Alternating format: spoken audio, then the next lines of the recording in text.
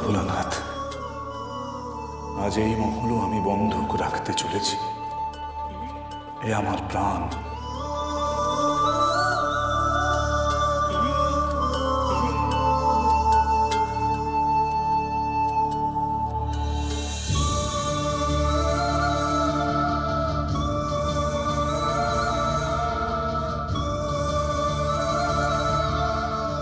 এ মহল কত স্মৃতি, কত কথা, কত সুখ দুঃখের সাক্ষী, কিন্তু আমি তবুও ভাঙব না।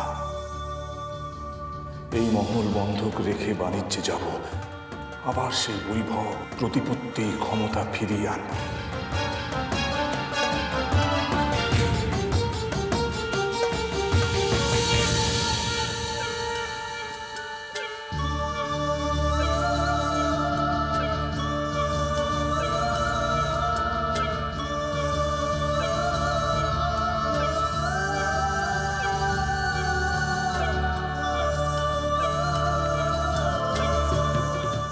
শুধু একটা প্রার্থনা স্বীকার করো ভোলানাথ, এমন একজনকে চম্পক নগরীতে পাঠাও যিনি এ মহলের যথাযোগ্য সমাদর করতে পারবেন।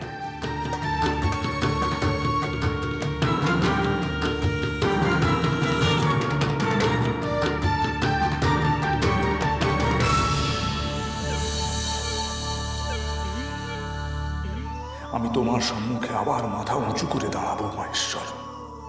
শুধু এইটুকু সুযোগ চাইছি, যাতে এই সিংহাসন আমি রক্ষা করতে পারি।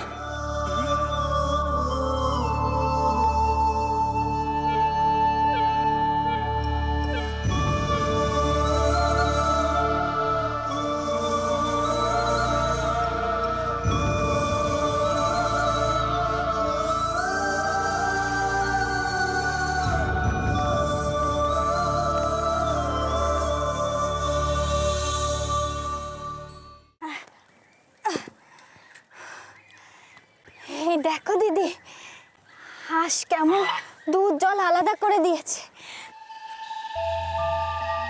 পাত্রে শুধু জল পড়ে আছে। দেখো দেখো তুমি।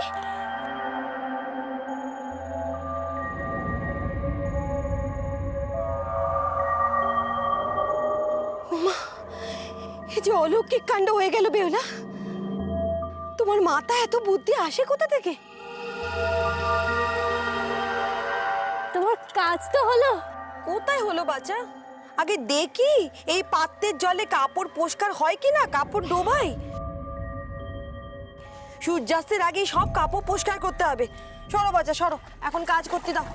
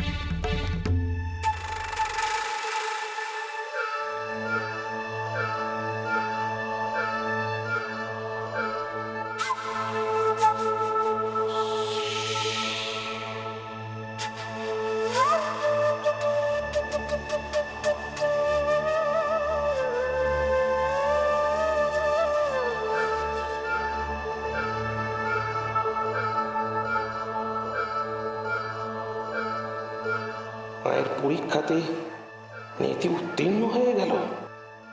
সব বেহুলার সহায়তাই হচ্ছে। এর পূর্বের সব বুদ্ধি বেহুলাই দিয়েছে নিশ্চয়ই, নচেত এর মধ্যে ধূপানির স্বর্গের প্রবেশাধিকার ছিনিয়ে নেওয়া যেত।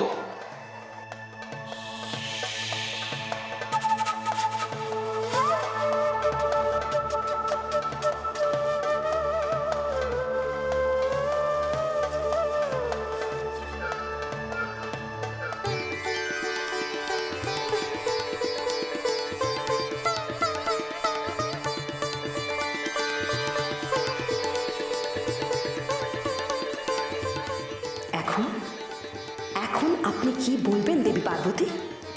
এই ধূপানিকে যতই কঠিন পরীক্ষা করুন না কেন, সে উত্তীর্ণ হবে।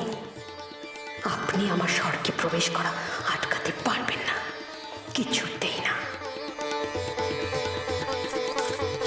ও দিদি, দেখলে তো কাপড়ের সব দাগ কেমন চলে গেছে। এবার তালে তেলের অস্থি নিয়ে আসি, তুমি পান ফিরিয়ে দেবে তো? দেবে তো দিদি? হ্যাঁ,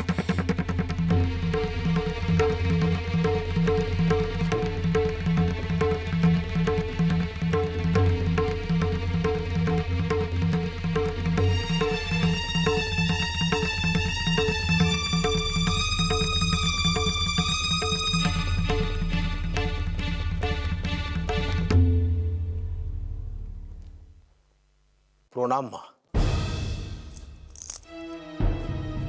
সংবাদ আছে। কি সংবাদ নন্দী?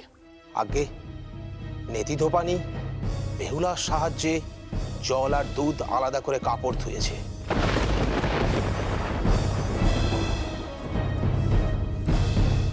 কি বললে তুমি?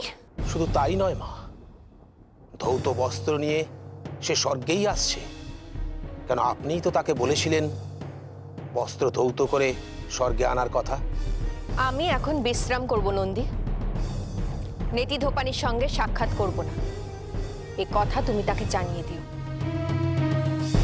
আর হ্যাঁ, আরেকটা কথা, নেতি ধোপানির ওপর নজর রেখো। আমি জানতে চাই তার কার্যকলাপ। এই দায়িত্ব আমি তোমাকে দিলাম। প্রণাম মা।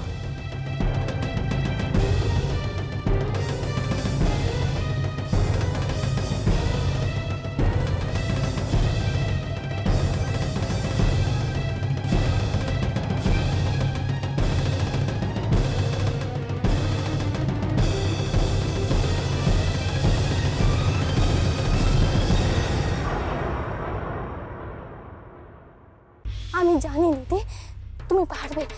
আমার স্বামী যেমন তুমি ফিরিয়ে দেবে। দয়া করো গো দিদি, দয়া করো আমার উপর, দয়া করো। না না, তুমি ভুল করছো বাচ্চা। আমি তোমার স্বামী জীবন ফেরত দিতে পারবো না।